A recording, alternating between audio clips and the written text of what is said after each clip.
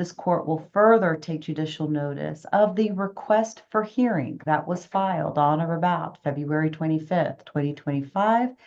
The request for the court proceeding by Mr. Raymundo Neville. State calls Raymundo Neville III. Mr. Neville, you attended the Child Support Review Conference with our office back in February, is that right? Yes, ma'am. And at that time, we had calculated your gross monthly resources at $56.56 on average per month. Is that right? Yes, ma'am. And your pay has changed a little bit since then, as well as you having another child since that CSRP. Is that also correct? Yes, ma'am. And your average current gross monthly resources is now about $5,196? Something like that. Yes, ma'am. On average. Yes. And how many other biological children do you have now under the age of 18? One more, ma'am. Okay. And when was that child born? April 10th, 2025. Do you have health insurance available through your employer? Yes, ma'am. And you're providing that insurance for both these children and your newborn child as well? Yes, ma'am. Are there any other children covered under that policy? Yes, my stepson. Okay, so there's 4 children total covered under that policy? Yes, ma'am. Now, we've calculated what your child support obligation would be, considering you providing health and dental and also giving you some credit for your sheriff's union dues. We calculate your child support obligation according to guidelines to be $918 per month.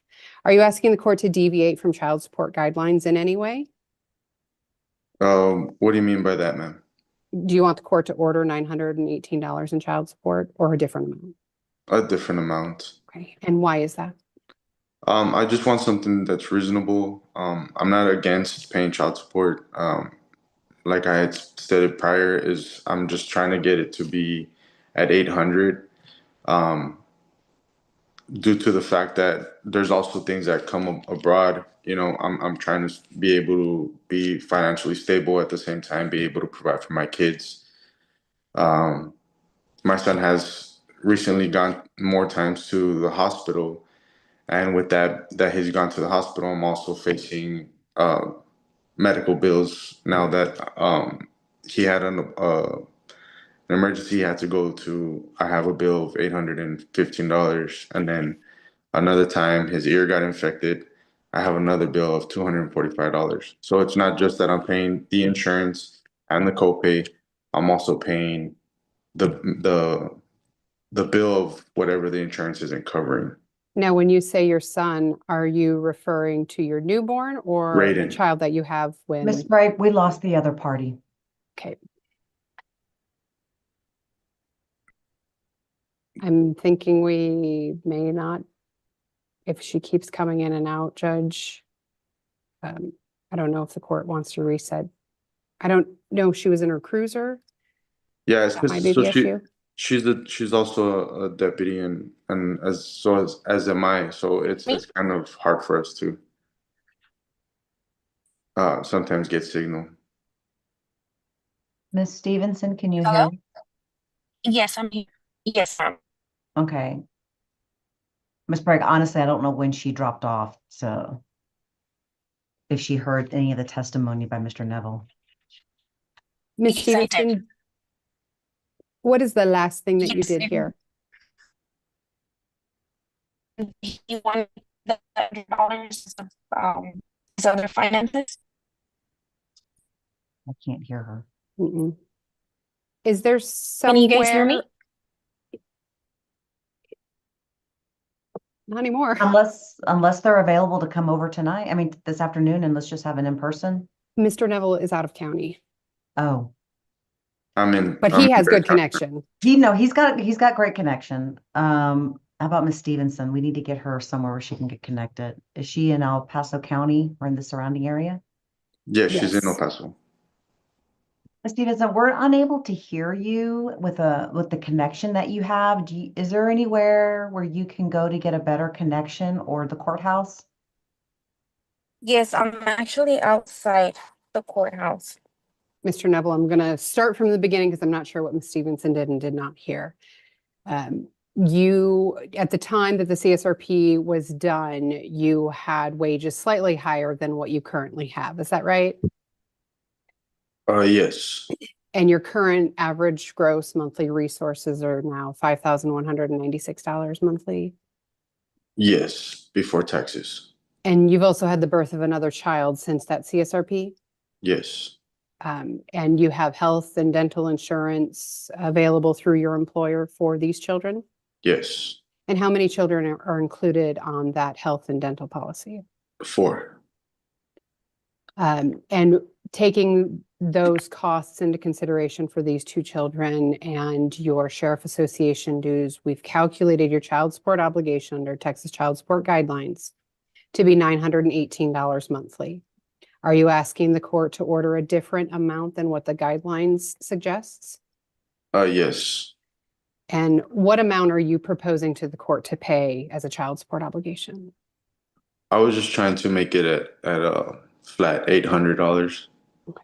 And what types of extraordinary expenses, if any, do you have that maybe the average person does not have?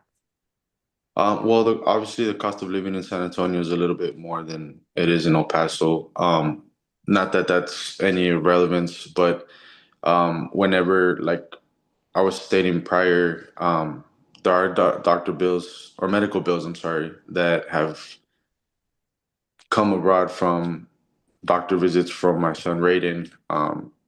He had like an ear infection. I'm still paying on that. That's $245 for that. And I don't mean to interrupt, Mr. Neville, but I see that both of you have a child, Raiden, and a child, Randon, with Miss Stevenson. Are you Yes. referring to Raiden with Miss Stevenson, who has some medical Yes. bills? Yes. Go ahead. And are you sharing those medical expenses with Miss Stevenson? As far as letting her know that I'm paying them, yes, but I'm the one paying those medical bills. And then she's reimbursing you 50% under your prior order No. to share those costs? No. Is Raiden residing with you, No. but you are paying those medical expenses? Yes. Okay. And these are things that are not covered by insurance? No, ma'am. So there's a copay, and she does pay the copay. I pay copay and she pays copay.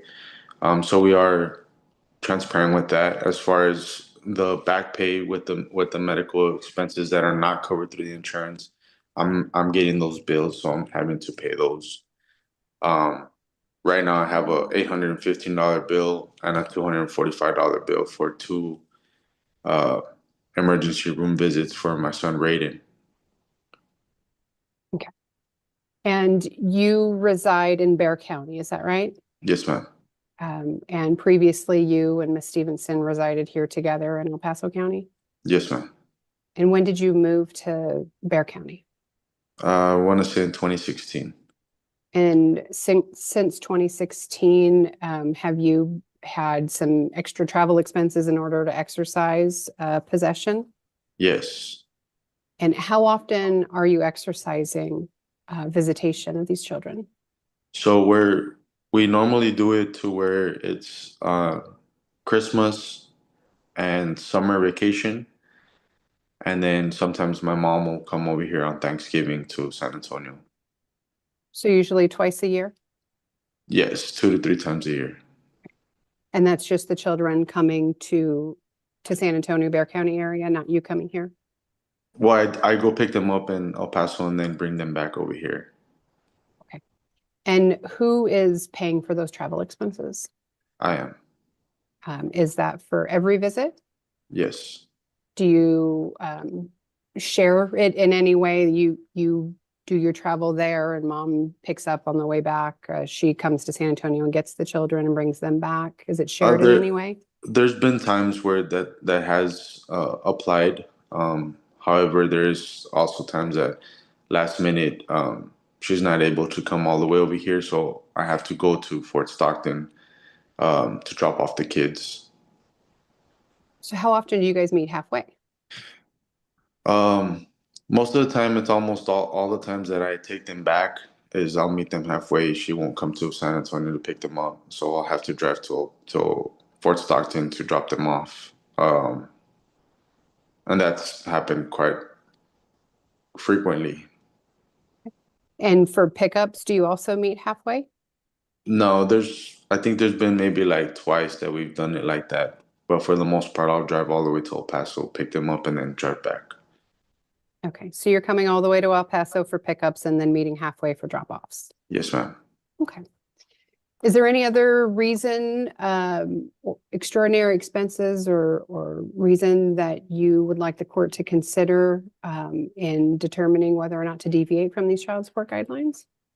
Well, a lot of the times too, when I pick them up, the boys will come with barely any clothes, and they'll both tell me that their mom tells them to just take the minimum and to ask me to buy them more clothes over here. So I'll end up buying them clothes over here, and then they go back with the clothes I bought, but they always come back with not a lot or not sufficient clothing. Now, once the judge makes a ruling, we'll draft an order that reflects her rulings here today. Are you okay if we submit that order directly to the court without you first having to review and sign off on it?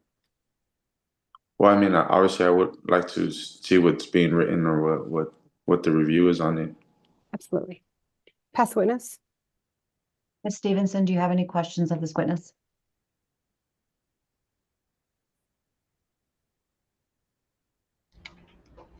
No, Your Honor, I don't. Ms. Sprague, please call your next witness. State calls Ruby Stevenson. Ms. Stevenson, you attended the child support review conference with our office back in February as well, is that right? Yes, ma'am. And at that time, we made some calculations and you were in agreement with those terms, is that right? Right. You understand we've now recalculated some things based on current gross resources and giving him credit for another child. Are you asking the court to consider only those modifications to our proposed order when making orders here today? No, I do take care of the kids 100% of the time.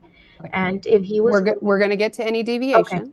okay, no, As far as the starting number, though, okay, are you asking the court to modify our proposed order so that we can calculate what his actual wages are and his actual guidelines amount are as of today?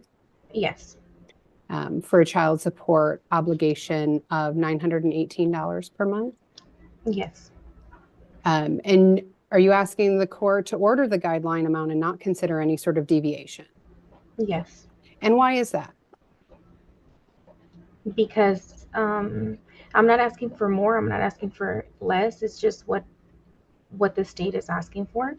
And due to I pay for childcare, I pay everything for them. Yes, he is helping me now. But before that he wasn't. And like he did say that, yes, we do meet halfway. We do try to come to an agreement, but most of the time it doesn't.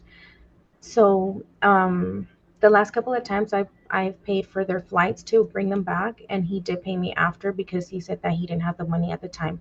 So we do have a communication, but at the same time I don't feel that I get the help from him because I do have the kids 100% of the time. And yes, they do go once or twice a year, but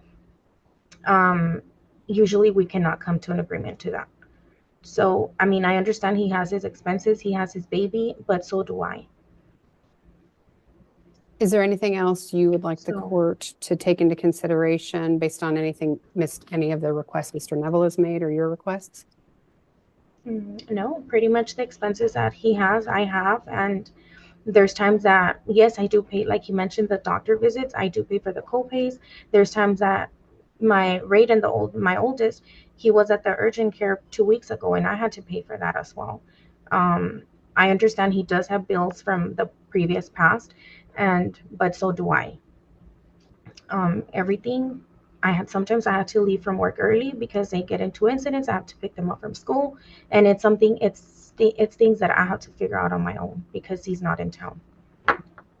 And you heard Mr. Neville testify that generally you guys do, he's coming all the way to El Paso to pick the children up. Is that accurate?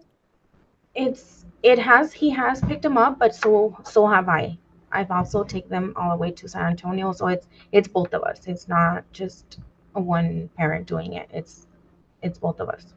Who most often? I understand that when you get the children back, you generally meet halfway. Is that right?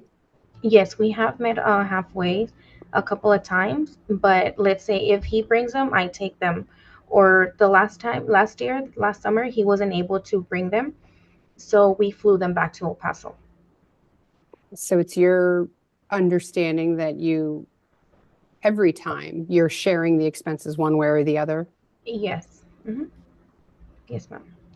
Now, once the judge makes a decision here today, we'll draft an order that reflects the decision. Are you okay if we submit the order directly to the court without you first having to review and sign off on it? Yes, ma'am.